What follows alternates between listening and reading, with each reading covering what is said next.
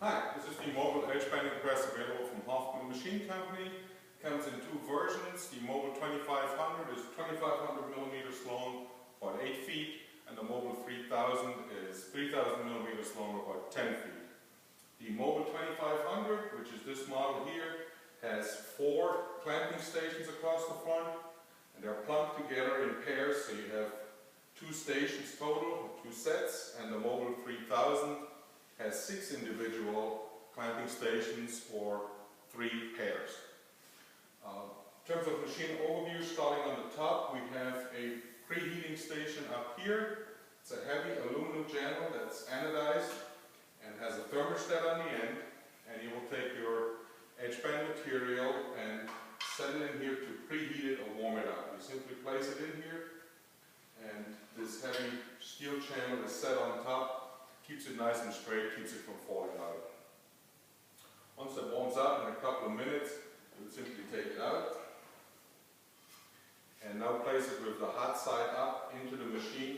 In the machine itself we have a second heating element, and we use that to heat the outside edge of the strip while we're pressing.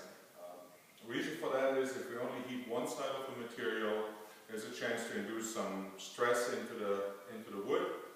And we're using the time that we have when we're clamping down on the material to heat from the other side. It helps set the glue because some of the heat will transfer through.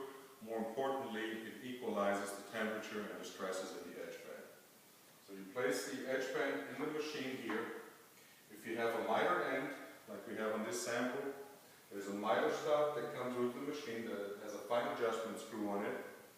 And if you do mitered edge band around, let's say tabletops for example, and you try to attach them with bar clamps, as soon as you tighten the clamps, the edge band has a tendency to shift just a little bit, but just enough to really throw the miter corners out of alignment, and it's very hard to fix. In this machine here, you place your miter edge strip simply on the heating platen, slide it forward. A lever here moves the front fence in place. That's a fairly heavy steel plate that pushes against the edge band and it holds it in place. And like I said, the fine adjustment screw here allows you to set your panel and dial the edge of your panel precisely to the inside corner of your miter here. On the clamping stations here, it's a heavy steel construction. You have a total of 7 ball bearings, so they move very easily, very precise. You have 2 valves on the front. The one on the right controls the horizontal in and out clamping, and the one on the left controls smaller pancake cylinders below that actually pull that panel down onto the edge strip. The one on the right is a safety valve. To activate it, you got to pull it, and you have to hold it for a couple of seconds until enough pressure builds up in the system, and now the valve switches over to a self-holding mode. And then the one on the left is simply pulled out, and it pulls the whole clamping bracket down to press the panel onto the edge band. On the end here, you also have a thermostat for the main heating element. They're independently adjustable.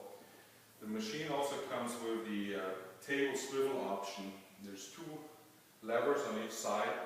Once you loosen them, you can turn the whole machine 90 degrees, and you can now work in a horizontal fashion. And that is helpful if you do larger panels, tabletops for example, which are difficult to handle upright on it. You can work horizontally. When you do work horizontally, you want that preheating station removed because it would be hard to get to. And that is easily done. It's got steel brackets with bolts on the back. You can simply loosen the bolts. You can take the whole preheating station off, and most customers mount it to the wall near the machine. That's also the reason why the preheating and the main heater are wired separately, so it's very easy to take off, mount it separately. When you don't need the machine, it's got 4 swivel casters. You can simply loosen the locks, move it to the side, put a tarp over it, and it's not in the way. It's a great companion in shops that already have an edge bander. The machine is really not intended to replace an edge bander. It is a companion machine. If you do solid wood edges only occasionally, or even if you have a large edge bender that is capable of doing solid wood edges, once you get to mitered corners or really thick stock, you really hit the limits there.